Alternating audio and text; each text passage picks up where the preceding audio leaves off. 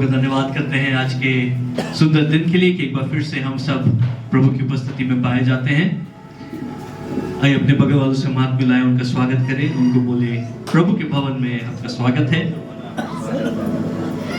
और सचमुच में आप आशीषित हैं अगर आज की सुबह आप यहाँ पर मौजूद हैं, क्योंकि परमेश्वर ने एक खास वचन दिया है इस समय के लिए, और जो लोग उसको रिसीव करेंगे वो यकीनन आशीषित होंगे। सिर्फ एक जगह से आमीन की आवाज आ रही। आमीन, प्रेज़ द लॉर्ड।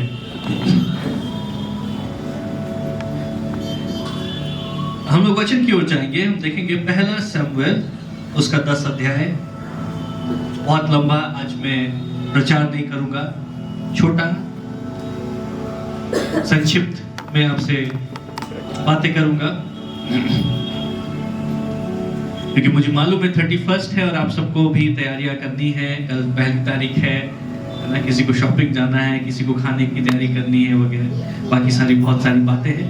तो हम थोड़े समय में परमेश्वर के वचन से कुछ महत्वपूर्ण बातों को देखेंगे, जो वचन परमेश्वर के सिंहासन से इस समय के लिए रिलीज हुआ है, इस कलीसिया के लिए रिलीज हुआ है, उसको हम देखेंगे। पहला शमूएल उसका 10 अध्याय उसका पहला पद से पढ़ना शुरू करें।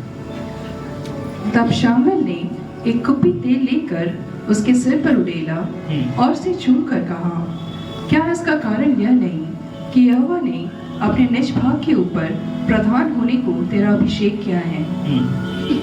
आज जब तू मेरे पास से चला जाएगा, तब राहेल की कब्र के पास जो बेन्यामीन के देश की सिवानी पर सेलसा में है, 2 जन तुझे मिलेंगे और कहेंगे कि जिन गधियों को तू ढूंढने गया था वे मिली हैं। और सुन, तेरा पिता गधियों की चिंता छोड़कर तुम्हारे कारण कुड़ता हुआ कहता है कि मैं अपने पुत्र के लिए क्या करूं। फिर वहां से आगे बढ़कर जब तू ताबोर के 5 वृक्ष के पास पहुंचेगा, तब वहां 3 जन परमेश्वर के पास बेतेल को जाते हुए तुझे मिलेंगे, जिनमें से एक तो बकरी के 3 बच्चे और दूसरा 3 रोटी और तीसरा एक कुप्पी दाख मधु लिए हुए होगा। और वे तेरा कुशल पूछेंगे और तुझे 2 रोटी देंगे और तू उन्हें उनके हाथ से ले लेना। तब तो परमेश्वर के पहाड़ पर पहुंचेगा जहाँ पलिश्तियों की चौकी है, और जब तू उस नगर में प्रवेश करे, तब नबियों का एक दल ऊंचे स्थान से उतरता हुआ तुझे मिलेगा, और उनके आगे सितार, डफ, बांसुरी और वीणा होंगे, और वे नबूवत करते होंगे। Praise the Lord. और यहाँ पर हम देख रहे हैं कि इज़राइल के ऊपर कोई राजा नहीं था,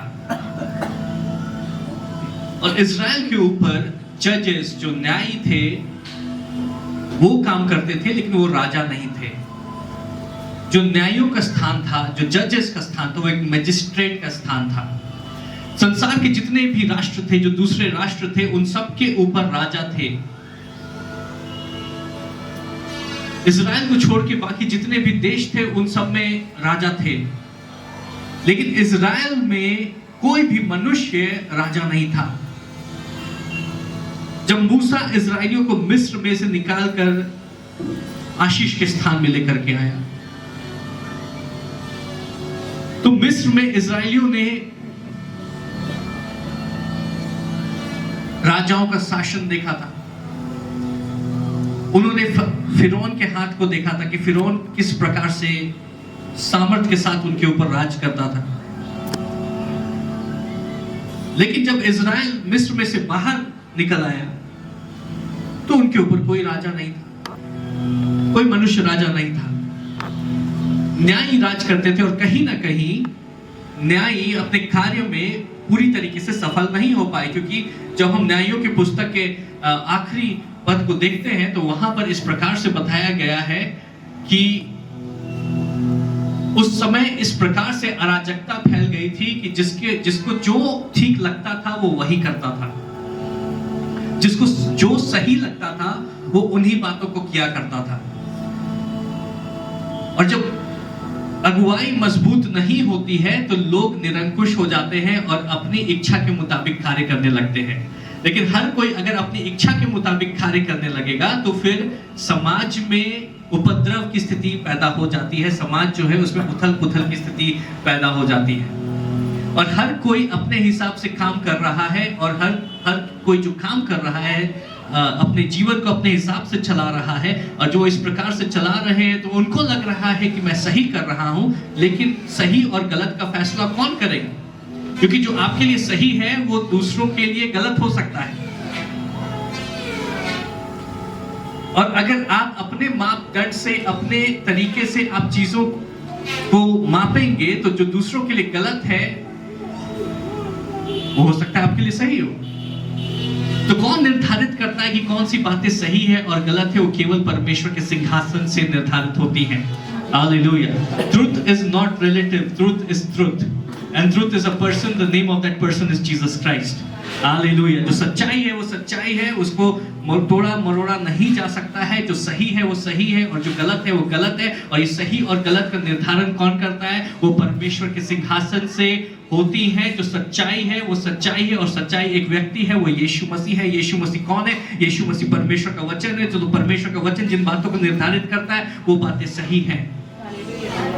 नहीं तो अगर आप किसी चोर से पूछें कि तुम चोरी क्यों करते हो, तो वो आपको ऐसे ऐसे रीजंस बताएगा कि आपको लगेगा कि तुम चोरी करते हो, ठीक ही करते हो, करना ही चाहिए। मैं समझता हूं तुम्हारी परिस्थिति को, मुझे तुम्हारे साथ सहानुभूति है।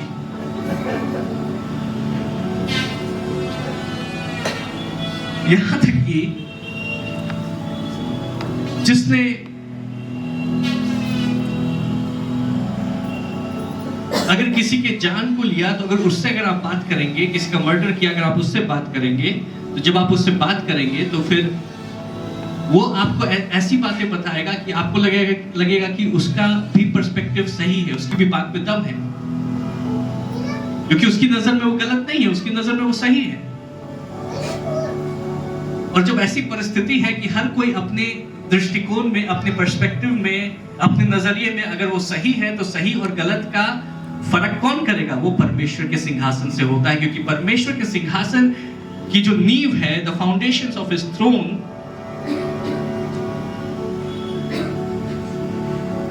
वो न्याय और धार्मिकता है। हालेलुया। न्याय और धार्मिकता। तो परमेश्वर के सिंहासन से इन सब बातों को निश्चित किया जाता है, और हमारे लिए भी जरूरी है कि हम परमेश्वर के वचन को पकड़ करके अपने जीवन में चलें, क्योंकि आज संसार में और समाज में सारी बातों को तोड़ मरोड़ के पेश किया जा रहा है। जो तुम्हारे लिए सही है वो तुम्हारे लिए सही है, उससे कोई फर्क नहीं पड़ता है। तुम चीजों को, अगर तुमको खुशी मिल रही है तो तुम उस हिसाब से चलो। अगर नशा करके तुमको खुशी मिल रही है तो तुम नशा करो। हालेलुया।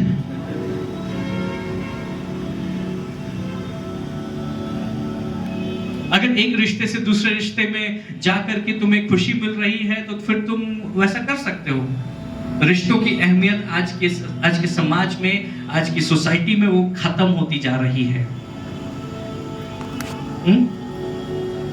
पहले सॉन्ग्स आते थे कि जिएंगे तुम्हारे साथ, मरेंगे तुम्हारे साथ, और इस प्रकार से गीत आते थे, है ना, तुम्हारे प्यार में फना हो जाएंगे, और इस प्रकार से गीत आते थे। और अभी मैं कुछ दिनों पहले कहीं गाना बज रहा था, किसी दुकान पे चाय में पी रहा था, वहां पे दुकान पे गाना बज रहा था, प्यार होता होता होता कई बार है।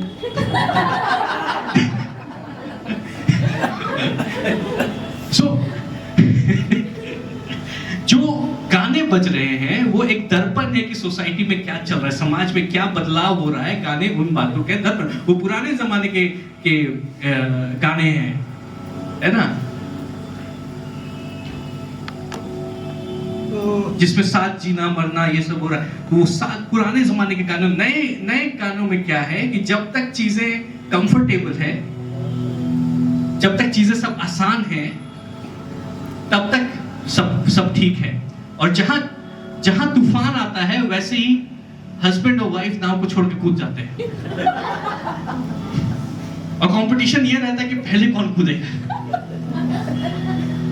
पर क्या वो सही है, क्या वो परमेश्वर के दृष्टिकोण से सही है? अगर इस प्रकार से कार्य होने लगेगा तो समाज टूट जाएगा, समाज जो है वो बिखर जाएगा और बच्चे जो है वो बिखर जाएंगे। उनको एक मजबूत धरोहर नहीं मिलेगी अपने जीवन में आगे बढ़ने के लिए, क्योंकि समाज परिवार से बनता है और परिवार जो है वो माता पिता से बनते हैं। माता पिता हस्बैंड वाइफ होते हैं और अगर हस्बैंड वाइफ अगर उनके बीच में दरार आ गई और परिवार अगर टूट रहा है, बच्चे अगर भटक रहे हैं, तो समाज अपने आप ही टूट जाएगा। मदर तेरेसा ने एक बहुत अच्छी बात कही कि अगर समाज में क्राइम को खत्म करना है, मुश्किलों को खत्म करना है, गरीबी को खत्म करना है, नशे की आदत को खत्म करना है, तो उन्होंने कहा कि अब घर जाकर के अपने परिवार से प्रेम करो। Praise the Lord. कितनों को समझ में आता? घर जाकर के अपने परिवार से प्रेम करो। जब परिवार मजबूत होगा तब समाज मजबूत होगा। वचन कहता है कि अगुवाई मजबूत नहीं थी, इसलिए हर कोई अपने हिसाब से काम कर रहा था और हर कोई क्योंकि अपने हिसाब से काम कर रहा था, इसलिए समाज बिखर रहा था। जब समाज बिखर रहा था तो लोग वो परेशान होना शुरू हुए और उन्होंने कहना शुरू किया कि हमें एक राजा चाहिए, हमें एक राजा चाहिए। सच्चाई ये है कि दुनिया के बाकी राष्ट्रों के पास में एक मनुष्य राजा था, लेकिन इज़राइल के ऊपर खुद परमेश्वर राजा थे। Praise the Lord. फर्क सिर्फ इतना है कि इज़राइल परमेश्वर की आवाज को नहीं सुन रहा था, वो परमेश्वर की बातों के अनुसार नहीं चल रहा था। लेकिन जब परमेश्वर खुद इज़राइल का राजा था तो इज़राइल को कैसी बरकतों में चलता हुआ होना चाहिए। और एक ऐसे अचंभे की बात है, कई बार मैं सोचता हूं कि जब इज़राइल मिस्र में से निकल करके आए और उन्होंने लाल सागर को अपनी आंखों के सामने दो भाग में होता हुआ देखा। लाल सागर उनकी आंखों के सामने दो भाग में हो गया और वो लाल सागर के बीच में से वो दूसरी तरफ निकल आए। उसी लाल सागर का इस्तेमाल परमेश्वर ने किया इज़राइल के शत्रुओं को, फिरौन की सेना को नाश करने के लिए, और परमेश्वर उनके संग संग चलता था। रात में अग्नि का खंभा बन के परमेश्वर उनके संग चल रहा है, सुबह में वो बादल बन के उनके संग चल रहा है। लेकिन यही इज़राइल के लोग हैं कि मूसा जब कुछ दिनों के लिए परमेश्वर के पर्वत पे जाता है तो ये कहने लगते हैं कि परमेश्वर कहाँ है, हमें पता नहीं, हमें दूसरा परमेश्वर चाहिए। इनको समझ में आ रहा है? कितनी जल्दी वो भूल गए कि अभी लाल सागर दो भाग में हुआ था। वो जीवित परमेश्वर हमारे संग चल रहा था, जो आकाश से मन्ना गिरा रहा है, जो बटेर भेज रहा है, जो पत्थर में से पानी निकल रहा है। और कितनी जल्दी लोग परमेश्वर को भूल जाते हैं।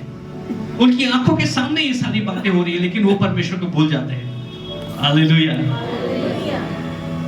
और मैं इस बात को सोचता हूं कि यीशु मसीह उन लोगों के बीच में चिन्ह और चमत्कार कर रहे हैं। वचन बताता है उन्होंने इतने लोगों को चंगा किया, इतने लोगों को छुटकारा दिया कि अगर उसके विषय में लिखा जाएगा तो संसार में किताबों को रखने की जगह कम हो जाएगी। मतलब भीड़ की भीड़ आ रही है और चंगी हो रही है। हमारे पास तो कुछ बातें डॉक्यूमेंटेड हैं, कुछ घटनाएं, कुछ मिरेकल्स डॉक्यूमेंटेड हैं, लेकिन हजारों हजारों की भीड़ वो यीशु मसीह के वचन से चंगी हो रही है। लोग छुटकारा पा रहे हैं, उनका वर्णन नहीं किया जा सकता। लाजरस 4 दिन से कब्र के अंदर है और यीशु मसीह ने उसको पुकारा, वो बाहर आ गया। एक विधवा का बेटा, उसकी लाश जा रही थी और यीशु मसीह ने उसको जीवित कर दिया। लोगों के आंखों के सामने यीशु मसीह ने लोगों अद्भुत चिन्ह और चमत्कार किए। लेकिन फिर लोगों ने क्या किया? लोगों ने उसको तुरंत भुला दिया। Praise the Lord. ये बात क्यों महत्वपूर्ण है? परमेश्वर आपके बीच में होंगे और बहुत आसान है उनको अनदेखा कर देना, लेकिन उनको पहचानना, उनको आदर देना, उनके संग चलना वो कठिन है। वो कुछ लोगों का भाग होता है, सबका भाग नहीं होता। हालेलुया।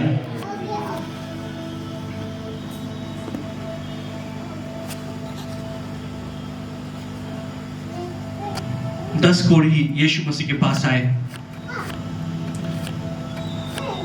और मैं बहुत संक्षेप में बता रहा हूं, जब कोढ़ किसी को हो जाता था तो उसको समाज से निकाल दिया जाता था, उसका जीवन बदहाल हो जाता था, उसका जीवन जो था वो पीड़ा से भरा हुआ जीवन और शर्मिंदगी से भरा हुआ जीवन होता था। जिस समय कोढ़ दिखाई देना शुरू करता था तो परिवार कहता उस व्यक्ति को कि अब तुम अलग हो जाओ, फिर कहता कि अब तुम बाहर चले जाओ। अपना ही परिवार अपने ही लोगों को अपने घर से बाहर निकाल देता था। माता पिता बच्चों को बाहर निकाल देते और बच्चों को माता पिता को बाहर निकालना पड़ता। हस्बैंड को वाइफ को भेज देना पड़ता, वाइफ को हस्बैंड को भेज देना पड़ता कि भाई तुमको कोढ़ हो गया, अब तुम नहीं रह सकते हम लोग के साथ। वो एक बहुत ही घबराहट पैदा करने वाली बीमारी थी, क्योंकि लोगों को पता था कि जब कोढ़ हो जाता है तो शरीर धीरे धीरे करके गलने लगता है, उंगलियां गिरने लगती हैं और आंख जो है वो अंधी हो जाती है और बड़े बड़े घाव होने लगते हैं और उसका कोई इलाज नहीं था। लोग घबराते थे, लोग डरते थे कोढ़ से, और जो कोढ़ी व्यक्ति था वो समाज से निकाला हुआ व्यक्ति, एक अकेला व्यक्ति, एक त्यागा हुआ व्यक्ति था। वो कोढ़ियों के साथ ही संगति कर सकता था और वो कभी अपने परिवार के पास नहीं जा सकता, कभी अपने बच्चों से मिलने नहीं जा सकता, कभी अपने माता पिता से मिलने नहीं जा सकता, कभी अपने मित्रों से मिलने नहीं जा सकता। उसका जीवन पूरी तरीके से बदल जाता था। ऐसे 10 कोढ़ी जो बदहाली में थे, जो परेशानी में थे, उनको पता चला कि यीशु मसीह आ रहे हैं। बड़ी हिम्मत करके वो शहर के पास आते हैं, क्योंकि जैसे ही शहर के पास कोढ़ी आते थे लोग उनको पत्थरों से मारना शुरू करते थे, क्योंकि कोई भी इस बात को पसंद नहीं करता था कि कोढ़ी उनके नगर के पास आए। कहीं ऐसा ना हो कि वो कोढ़ की बीमारी जो है वो नगर में फैल जाए। बड़ी हिम्मत करके ये यीशु मसीह को खोजते हुए आए, इन्होंने यीशु मसीह को पाया। यीशु मसीह ने उन 10 के 10 कोढ़ियों को चंगा कर दिया। लेकिन आपको पता है क्या हुआ? 9 कोढ़ी जो यहूदी थे वो चले गए और एक कोढ़ी जो यहूदी नहीं था वो यीशु मसीह का धन्यवाद करने के लिए वापस लौट के आया।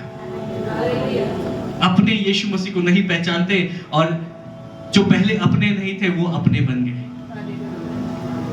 जो आगे थे वो पीछे हो जाएंगे, जो पीछे हैं वो आगे हो जाएंगे। Hallelujah, praise the Lord. तो परमेश्वर, आइए जोर से ताली हो जाए। Hallelujah, let's praise God. तो ये बहुत आसान है कि परमेश्वर हमारे बीच में हो और हम उसको अनदेखा कर दें, उसके कार्य को अनदेखा कर दें। लेकिन आशीषित है वे लोग जो परमेश्वर के कार्य को पहचानते हैं। The people who recognize the move of God and move with Him are blessed. Hallelujah. और हर शताब्दी में परमेश्वर का मूवमेंट होता है। इस शताब्दी में परमेश्वर का मूवमेंट हो रहा है और ये अभी जो मूवमेंट है इसके बारे में परमेश्वर के कई दासों ने भविष्यवाणी की है। एक दिन मैं प्रार्थना में था और परमेश्वर मुझे स्वर्ग दिखाने लगे और स्वर्ग में मैंने देखा कि स्वर्ग में इस समय बहुत हलचल है। आपको पता है वो हलचल क्यों है? क्योंकि हम अंत समय के अंतिम घड़ियों में हैं। We are in the last hours of the last day before the rapture. यीशु मसीह के आने के अंत समय के अंतिम घड़ियों में है। जो बातें उसके चिन्ह के रूप में यीशु मसीह ने दी थी वो सारी बातें पूरी हो रही हैं।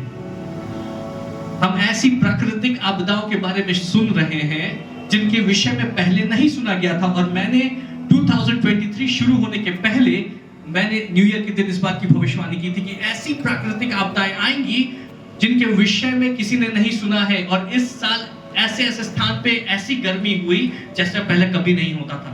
उन स्थानों पे बाढ़ आई जहां पे बाढ़ कभी नहीं आती थी और ये बातें अभी बढ़ती जाएंगी। हालेलुया।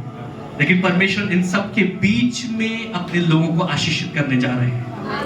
Praise the Lord. इन सब के बीच में परमेश्वर अपने लोगों को आशीषित करने जा रहे हैं। Hallelujah. So we have to move as God is moving. जैसे परमेश्वर मूव कर रहे हैं उस प्रकार से हमें चलना है। और स्वर्ग का जब दृश्य मैंने देखा कि स्वर्गदूत तैयारी में लगे हुए हैं, बहुत तैयारी चल रही है और वो आपस में इस प्रकार से बातें कर रहे कि यीशु मसीह का आना आपस होने वाला है। और अभी जो बेदारी है, the revival which has started, ये आखिरी बेदारी है। और इस समय को अगर आप देख रहे हैं तो आप आशीषित हैं, क्योंकि इस समय को परमेश्वर के बहुत सारे दास लोग देखना चाहते थे लेकिन वो नहीं देख पाए। इस समय में परमेश्वर की आत्मा हर किसी पे उंडेली जाएगी। संसार में परमेश्वर की आत्मा उंडेली जाएगी और लोग अपने मन को परमेश्वर की ओर फिराएंगे और भीड़ की भीड़ वो परमेश्वर के भवन की ओर आएगी और वो रिवाइवल अभी स्टार्ट हो गया। अगर आप न्यूज़ खोल के देखेंगे कहीं, प्रेज़ द लॉर्ड। मैं बातें कर रहा था अपने मामू से और वो पुलिस में थे और कई साल पहले की बात है, हम बातें कर रहे थे। वो कह रहे थे कि एक गांव है, कोई जौनपुर नाम का गांव है और वहां पर 2 प्रचारक गए और उनको बहुत मारा पीटा गया और बड़ा कठिन समय था उनके लिए। वो कहने लगे कि जौनपुर बहुत मुश्किल जगह है, वहां रिवाइवल नहीं हो सकता, वहां पे मसीहत का प्रचार नहीं हो सकता। अभी मैं कुछ दिनों पहले देख रहा था टीवी में कि जौनपुर में कोई एक व्यक्ति वो टीवी देख रहा था, उसको कोढ़ था और उसका कोढ़ ठीक हो गया और जब उसका कोढ़ ठीक हो गया तो वो प्रचार करने लगा। आज उसकी कलीसिया में 5,000 से 10,000 लोग खेत में ऑटो में भर भर के गांव-गांव से आ रहे हैं। ये कैसे मुमकिन हो गया?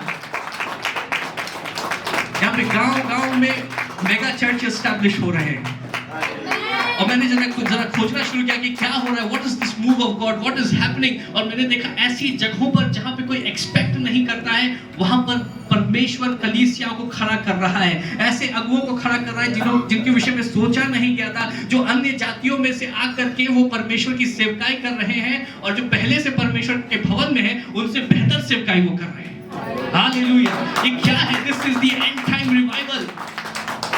आखिरी समय की बेदारी है जब परमेश्वर अपनी आत्मा अपने वचन को हर किसी पर उंडेल रहा है। मसीह लोग अपने बाइबल को रख दिए हैं, दे हैव अ फूफा बाइबल।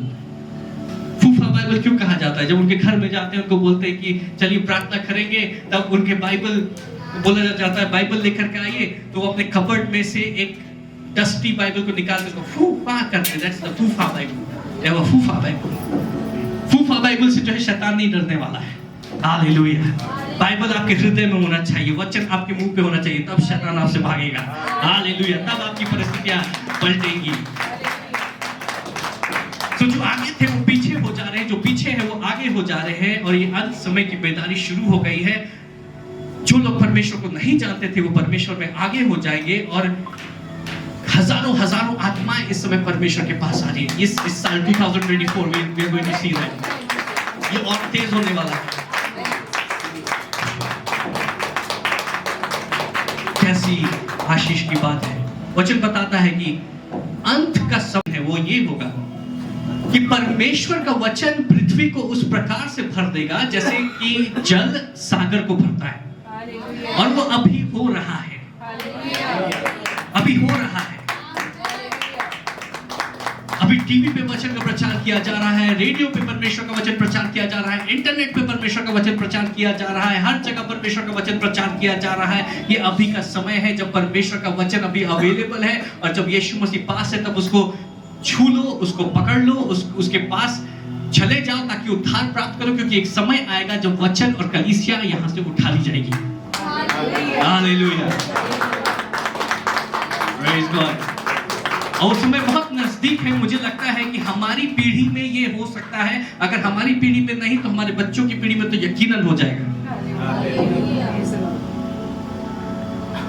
आज से 20 साल 25 साल के बाद अचानक से रैप्चर होगा, जो कलीसिया है वो उठा ली जाएगी। कितना आनंद होगा। जितने लोग मसीह के साथ चल रहे हैं वो आनंदित होंगे। उनको पता है कि हम यीशु मसीह के पास में जा रहे हैं, यीशु मसीह के राज्य में जा रहे हैं जहां पे आनंद ही आनंद है और इस संसार का दुख और इस संसार की पीड़ा वो सब खत्म हो जाएगी। हम अपने राजाओं के राजा के पास जाएंगे, उसकी उपस्थिति में आनंद मनाएंगे।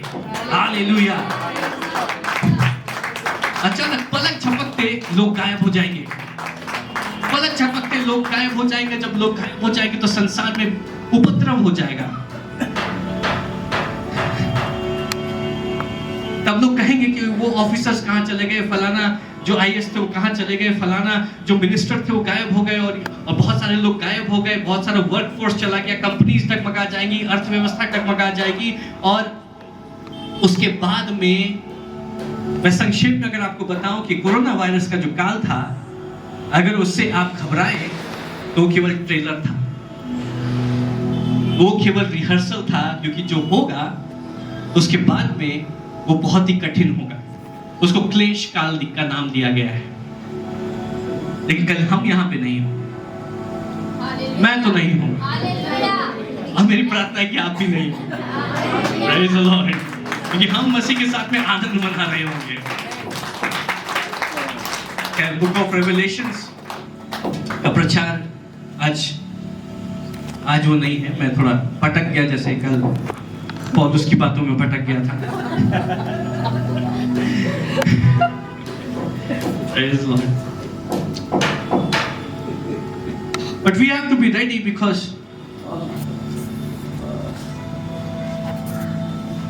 Christ is coming on the clouds. It's very near। बहुत जल्दी होने वाला है। अभी से तैयार होना शुरू हो जाओ। परिवारों को तैयार करना शुरू कर दो, बच्चों को तैयार करना शुरू कर दो, आत्मा में मजबूत हो जाओ, आत्मा में बलवान बनो। हालेलुया। आने वाले समय में अर्थव्यवस्था हिलाई जाएगी। आने वाले समय में हम प्राकृतिक आपदाओं को देखेंगे। आने वाले समय में बहुत सारी ऐसी बातें होंगी जो अभी भी हो रही हैं, लेकिन आपको पता नहीं चल रहा है।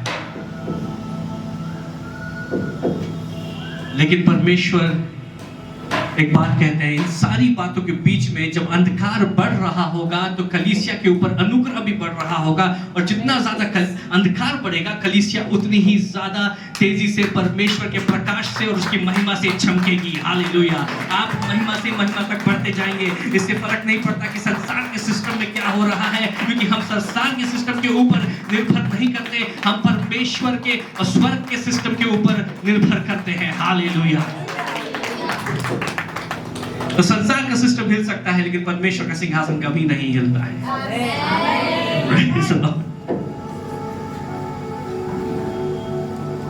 तो लोग कहने लगे कि हमें एक राजा चाहिए।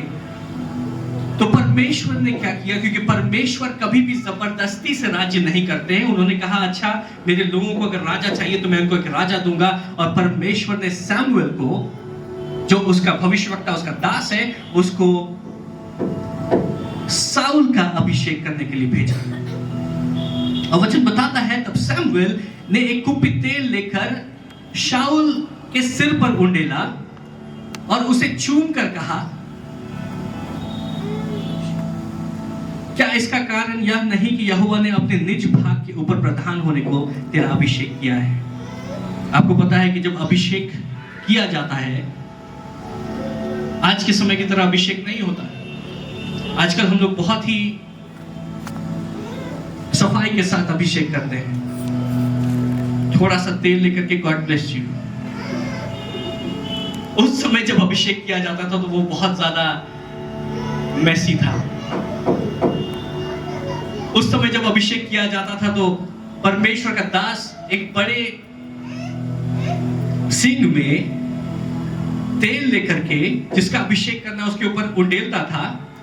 और अगर आपका अभिषेक किया जाना है तो आप तैयार हो जाइए, क्योंकि आपके सर से लेकर के आपके पूरे चेहरे से लेके दाढ़ी से होकर आपके पूरे वस्त्रों को भिगाते हुए आपको पूरी तरीके से तेल में नहला दिया जाता था। Praise the Lord। अपने बगल वाले को बोले, हल्के अभिषेक से काम नहीं चलेगा। आपको परमेश्वर के अभिषेक से, परमेश्वर के अनॉइंटिंग से पूरी तरीके से भर जाना जरूरी है। मुझे याद है कि जब मैं क्लास 6 और 7 में था, उस समय मैं कराटे सीखने जाता था।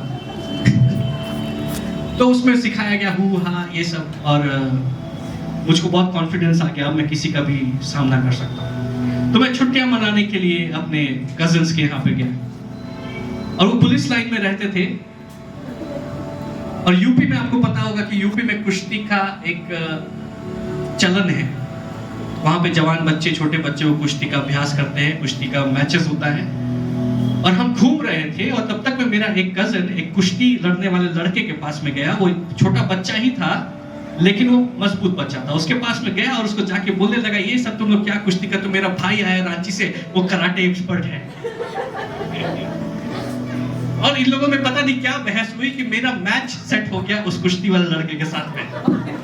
और मैंने बोला कि भाइयों की बात है, इज्जत की बात है, तो आज जितना कराटे आता है सब लगा देंगे। तो मेरे पास में जितना कराटे था, वो कुश्ती का मैच शुरू हुआ, लड़का मेरे सामने में खड़ा हुआ था, और मेरे में जितना कराटे था वो सब लगा करके मैंने उसको एक बॉक्सिंग मारा। मैंने उसको जैसी बॉक्सिंग मारा, उसके गाल से मेरा हाथ फिसल गया।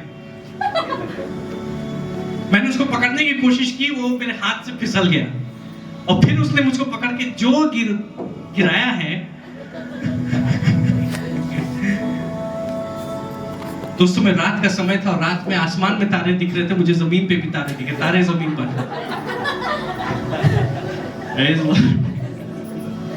तो मैंने उसको बोला भैया बस अब नहीं होगा, मेरा कराटे खत्म हो गया। लेकिन जब मैंने उसको बॉक्सिंग मारा तो उसको बॉक्सिंग का कोई असर ही नहीं हुआ, क्योंकि वो बॉक्सिंग उसके गाल से फिसल गया। अगर आपके ऊपर अभिषेक का तेल है तो शैतान आपको कितना भी बॉक्सिंग मारे आपके ऊपर से फिसल जाएगा। इसलिए थोड़े अभिषेक से काम नहीं चलेगा, आपके ऊपर ज्यादा अभिषेक होना जरूरी है।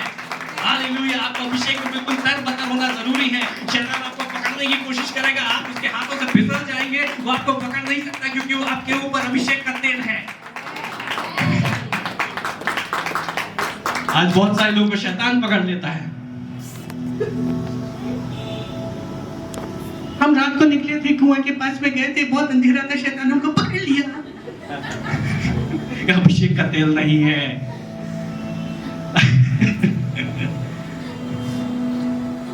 हम खेत में गए थे, काम कर रहे थे, शैतान आया हमको पकड़ लिया। अभिषेक का तेल नहीं है।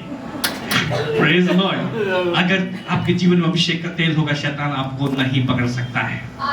Praise the Lord. Hallelujah. और शमूएल ने साउल को पूरी रीति से तरबतर कर दिया। साउल पूरी तरीके से वो उस तेल से तरबतर हो गया, और वो तेल पवित्र आत्मा के अभिषेक को दर्शाता है। वो तेल पवित्र आत्मा के अभिषेक को दर्शाता है। और उसके बाद शमूएल जो परमेश्वर का दास है, उसने शाऊल को किस किया। तो जब अभिषेक किया तो उसके बाद में किस क्यों किया? क्योंकि जो परमेश्वर का दास है वो इस पृथ्वी पे परमेश्वर के राज्य का दूत है। Hallelujah. He is representing the kingdom of heaven on earth.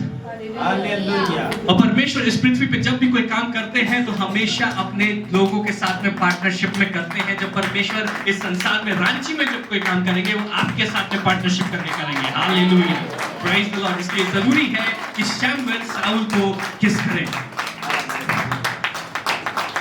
उसका मतलब है कि स्वर्ग ने अप्रूव किया और पृथ्वी पर परमेश्वर के दास ने, जो मनुष्य को रिप्रेजेंट कर रहा है, उसने उसको अप्रूव किया। उसके बाद 3 बातें होती हैं। और शमूएल शाऊल को कहता है, आज जब तू मेरे पास से चला जाएगा तब राहेल की कब्र के पास, जो बिन्यामीन के देश के सिवाने पर सेरसा में है, 2 जन तुझे मिलेंगे। ये राहेल की कब्र के पास क्यों? आइए हम परमेश्वर के वचन की ओर चले।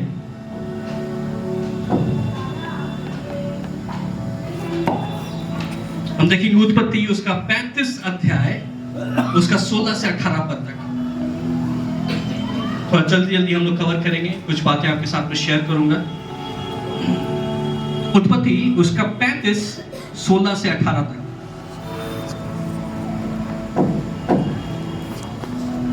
फिर उन्होंने बेतेल से कूच किया।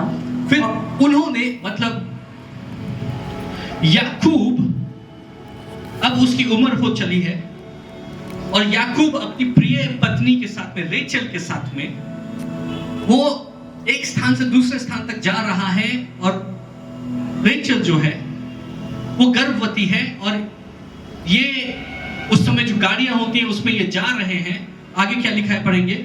और एफ्राता थोड़ी ही दूर रहे, एफ्राता थोड़ी ही दूर है कि राहेल को बच्चा जनने की बड़ी पीड़ा आने लगी। पढ़ते जाए। जब उसको बड़ी पीड़ा उठती थी तब गाय ने उससे कहा, मत डर, अब की भी तेरा बेटा ही होगा। तब ऐसा हुआ कि वो मर गई और प्राण निकलते निकलते उसने उस बेटे का नाम बोनोनी रखा। रेचल जो है वो उस काट में है और उसको बड़ी पीड़ा हो रही है, चाइल्ड बर्थ होने वाला है। और एफ्राता अभी कुछ दूर है और उसी जो बैलगाड़ी है उसमें वो एक बेटे को जन्म देती है। लेकिन बेटे को जन्म देते देते उसकी आखिरी सांसें हैं और वो अपने बेटे को देख रही है और वो कहती है कि ये बेटा, इसका नाम क्या रखा गया, उसको पढ़ेंगे। बेनोनी रखा। बेनोनी रखा। बेनोनी का मतलब है is a child of my sorrows, is a child of my sorrows. मेरी पीड़ा का, मेरे दुख का ये बच्चा है, क्योंकि मुझे दुख है कि इस बच्चे की देखभाल मैं नहीं कर पाऊंगी। मुझे दुख है कि मैं इसे बड़ा होता हुआ नहीं देख पाऊंगी। मुझे दुख है कि मैं इसका पालन पोषण नहीं कर पाऊंगी। मुझे दुख है कि मैं इसे सिखा नहीं पाऊंगी। मुझे दुख है कि मैं इसे बड़ा होता हुआ और स्थापित होता हुआ नहीं देख पाऊंगी। मुझे दुख है कि मैं नहीं रहूंगी। ये मेरे दुख का बेटा है, is a child of my sorrows. लेकिन आपको पता है कि जब ये सब बातें हो रही हैं और एक माँ अपने दुख में अपने बच्चे के ऊपर कुछ नेगेटिव घोषित कर रही है, उतनी देर में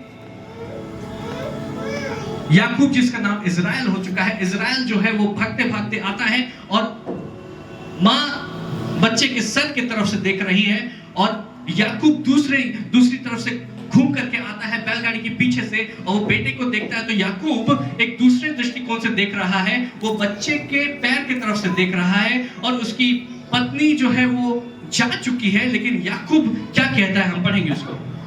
पर उसके पिता ने उसका नाम बेन्यामीन रखा। पर उसके पिता ने, माँ ने क्या नाम रखा? Benjamin, child of my sorrows, मेरे दुख का बेटा।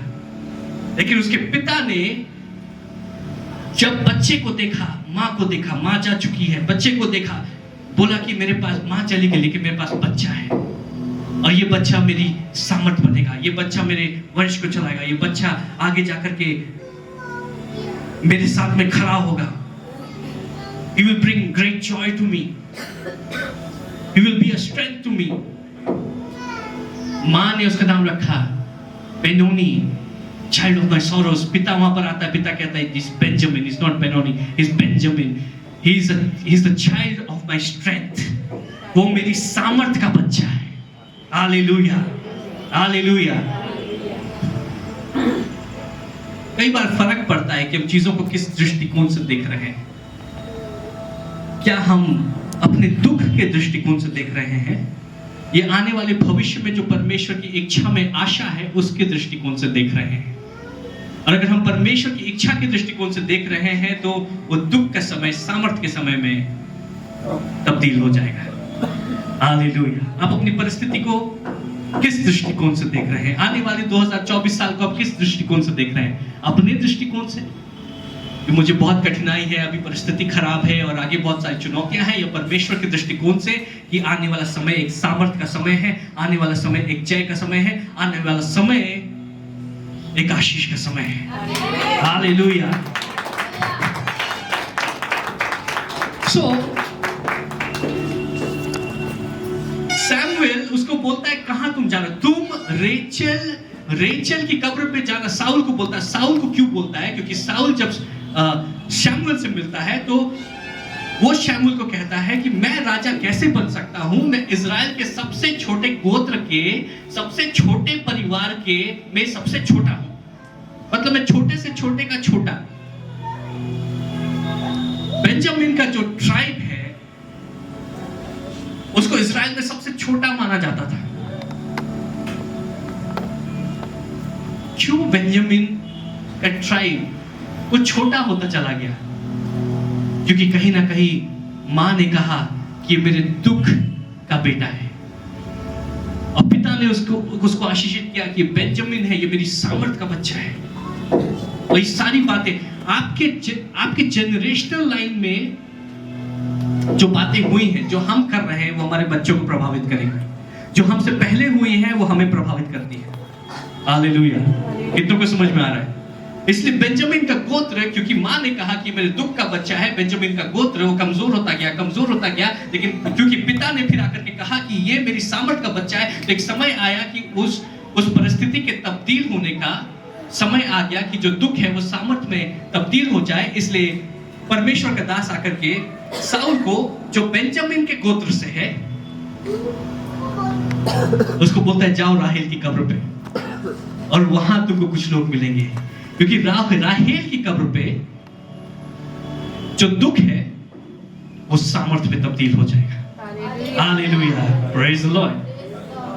देखिए परमेश्वर का वचन कैसा अद्भुत है। अब वहां क्या हो रहा है, वहां बोलते हैं वहां तुम्हें कुछ लोग मिलेंगे,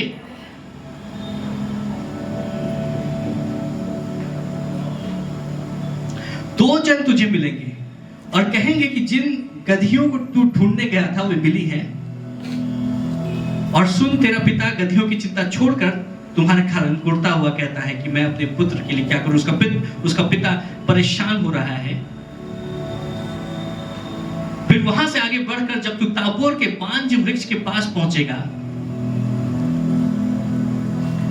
तब वहां 3 जन परमेश्वर के पास बेतेल को जाते हुए तुझे मिलेंगे, जिनमें से एक तो बकरी के 3 बच्चे और दूसरा 3 रोटी और तीसरा एक कुप्पी दाख मधु लिए होगा, और वे तेरा कुशल पूछेंगे और तुझे 2 रोटी देंगे और तू उन्हें उनके हाथ से ले लेना। तो राहेल की कब्र के पास से जब शाऊल राहेल की कब्र के पास से गुजर रहा है और वो राजा के अभिषेक से तरबतर है, यकीनन राहेल इस बात को स्वर्ग से देखती होगी और बोलती होगी कि मेरे दुख का बच्चा उस सामर्थ के बच्चे में तब्दील हो रहा है। और राहेल की कब्र के पास कुछ दूर में उसको कुछ लोग मिलते हैं और उनके पास में 3 रोटियां हैं। उन 3 रोटियों में से वो 2 रोटी शाऊल को देते हैं।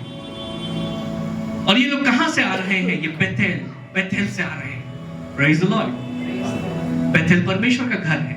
बेथेल का मतलब होता है परमेश्वर का घर। ये 2 रोटियां क्यों दे रहे हैं? क्योंकि ये 2 रोटियां वो इजराइल के राष्ट्र का चिन्ह है, और ये इस बात की भविष्यवाणी है कि इजराइल का राष्ट्र वो एक नहीं होगा, वो 2 भाग में हो जाएगा, और उन दोनों भाग के ऊपर शाऊल राज्य करेगा। एक इजराइल का राष्ट्र और एक यूदा का राज्य, ये दोनों राज्य 2 भाग में हो जाएंगे। बेतेल क्यों महत्वपूर्ण है? क्योंकि बेतेल में हम पढ़ेंगे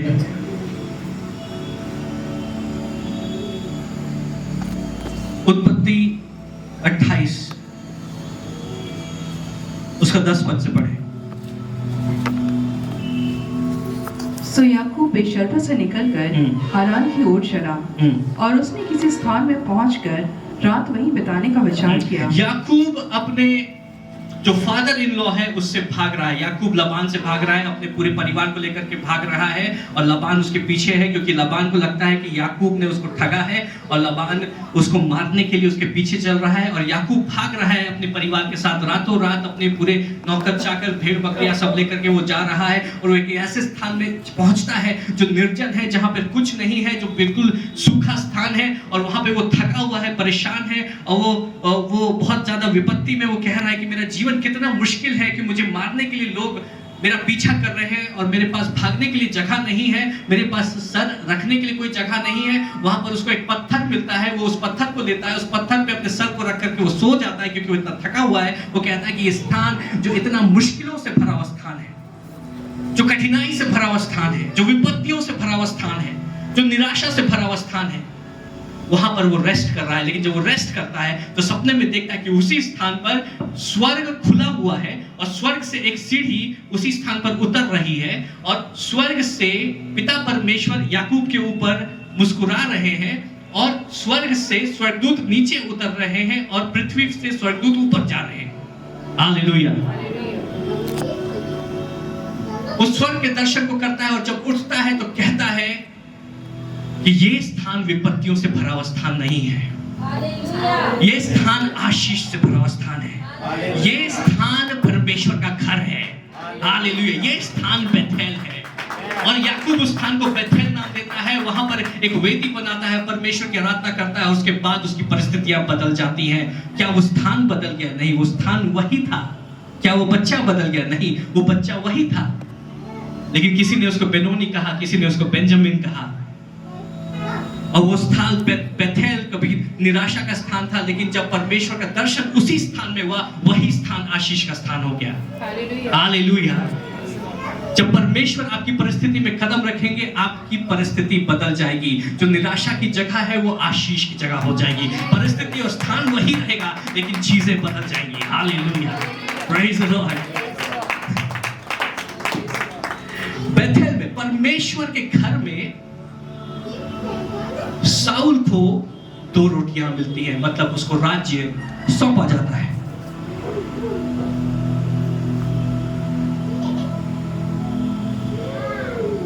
इससे पहले आप 2024 में प्रवेश करें, आज जब 31 तारीख है, तो इस बात को समझें। पहले परमेश्वर जो बीता हुआ कल है उसके साथ में डील करेगा। आपके जीवन में जो बीता हुआ समय है और जो बातें छूट गई हैं, जिन बातों में परमेश्वर को खाली करना है, हमें अपने घुटनों पे आके परमेश्वर से बातें करने की आवश्यकता है कि परमेश्वर अगर मेरे जीवन में बेन्योनी का स्थान है तो उसको बेंजामिन के स्थान में तब्दील कर दे। हालेलुया। क्योंकि इससे पहले कि आप आगे बढ़े, जो पीछे की बातें हैं उनसे डील करना जरूरी है। नए साल में हम पुराना बोझ लेकर के प्रवेश नहीं कर सकते हैं। बेन्योनी का बेंजामिन में तब्दील होना जरूरी है। राहेल की खबर पर हालेलुया इस बात का चिन्ह होना जरूरी है कि चीजें बदल गई हैं। Praise the Lord. हालेलुया। दूसरी बात है कि हमें परमेश्वर के उपस्थिति में जाना है, बेथेल परमेश्वर के घर में जाना है। और जब आप परमेश्वर के घर में जाएंगे तो आपको 2024 के लिए जो आशीषें आपके जीवन में रखी गई हैं, 2 रोटियों को जिस प्रकार से साउल को दिया गया था, परमेश्वर की उपस्थिति में आने वाले साल के लिए परमेश्वर आपको सामर्थ देंगे, परमेश्वर आपको प्रॉमिस देंगे, परमेश्वर आपको महिमा का स्थान, मार्गदर्शन वो आपको प्रोवाइड किया जाएगा। Hallelujah. You will be empowered to reign in the coming year. आने वाले साल में राज्य करने के लिए आपको सामर्थ प्रदान की जाएगी, आपको अधिकार प्रदान किया जाएगा। तीसरी सबसे महत्वपूर्ण बात है उसके आगे